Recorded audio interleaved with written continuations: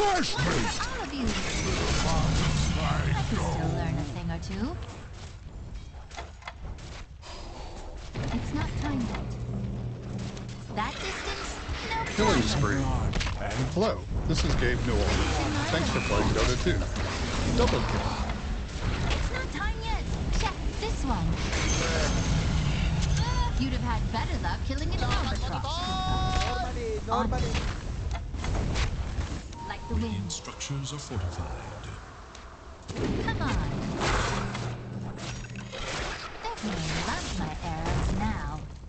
Killing spree. Double Did kill. you think you could get to me before I put you down? The enemy.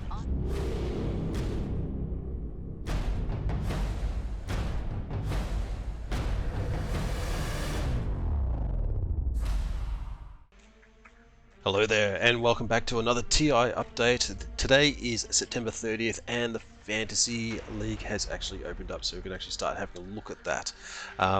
Just a reminder that the TI event is going to kick off on October 7th, so it's only a few days away, just a bit over a week in Romania.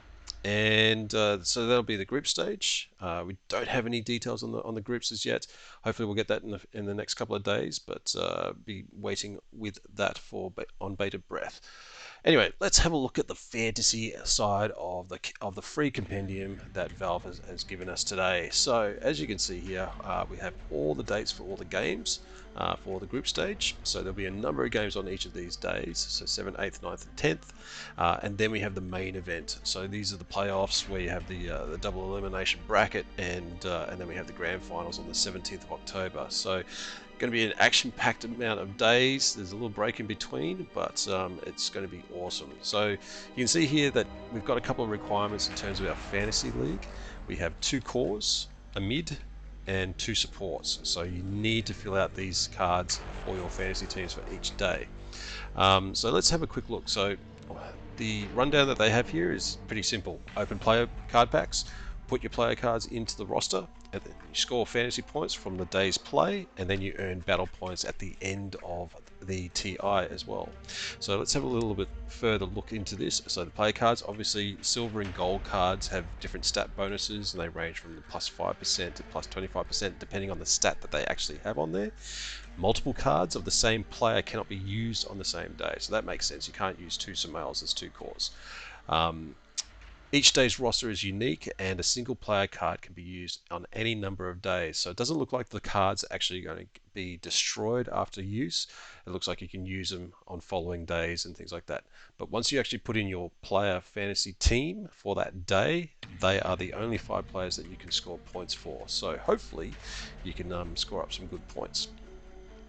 In terms of the scoring here, you can see that matches for TI count towards the fantasy points. There's no other matches, no DPC or anything like that. High scoring 2 games of a best of 3 count towards the player's score. So if it goes to 3 games as a best of 3, it's the best 2 games that player has. The highest scoring 3 games from a best of 5, so that obviously makes sense. So the rosters lock at the start of each day at 9 AM China Standard Time. So if we head over to everytimezone.com, we can have a look at how that actually translates for everyone in the world. So for me in Australia, it'll be at 12 o'clock midday. In the United Kingdom, it'll be 2 AM on the 7th of October, so it'll be the first day of play. And then in the US, it'll be like 6 PM or 8 PM Central Time or 9 PM on the eastern coast there as well. So hopefully you get your time sorted out so you can make sure that your fantasy teams are in place at the right time and don't miss out on any of those fantasy points. So we'll head back over here. We'll see what the rest of the info actually has to say. So the player card packs, additional player card packs available as rewards for certain battle pass levels. So it looks like there is going to be a battle pass. So player cards and player card packs expire with the expiration of the International 2021 Battle Pass. So this indicates that there will be a Battle Pass to go along with the International.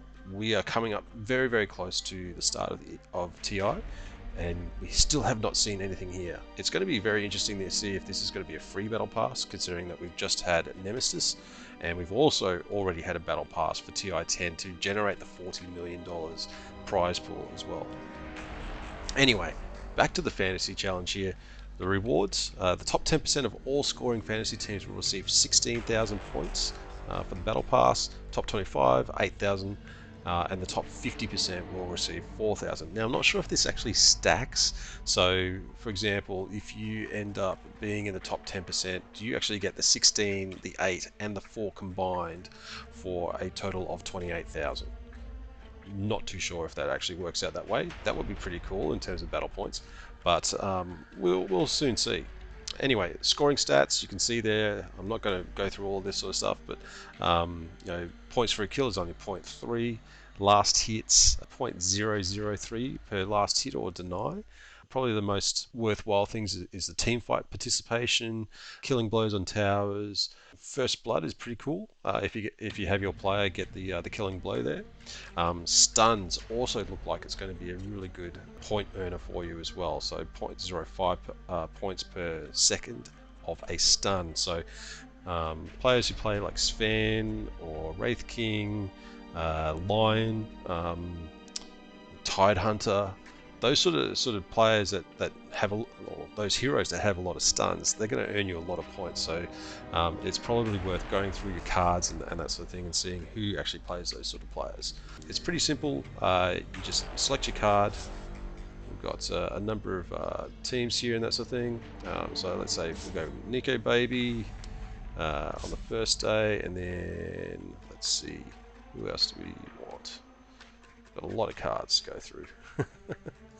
So we'll get Seb in there, and then for mid, let's see, we've got a good mid.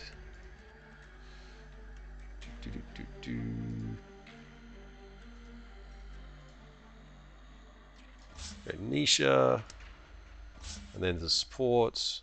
We got crits, and I should have actually gone Arme for one of the cores, but that's okay. I don't actually have a gold of Arme, so we'll go with Y.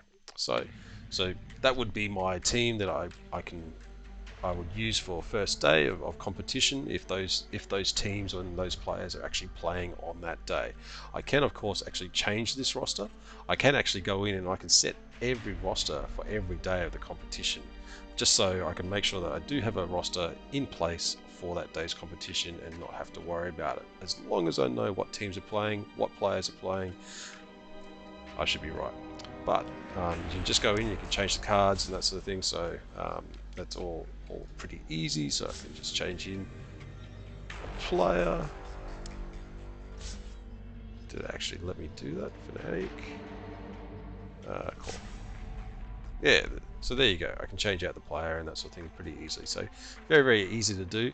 And yeah, check out all your play cards and that sort of thing, and see how you go. We'll open up this card pack, see what we get in here.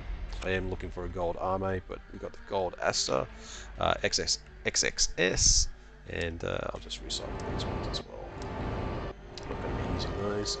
So yeah, hopefully that gives you a bit of an idea as to how to set up your fantasy teams, a bit of an insight, and good luck with your fantasy rosters, and hope you're in the 10%.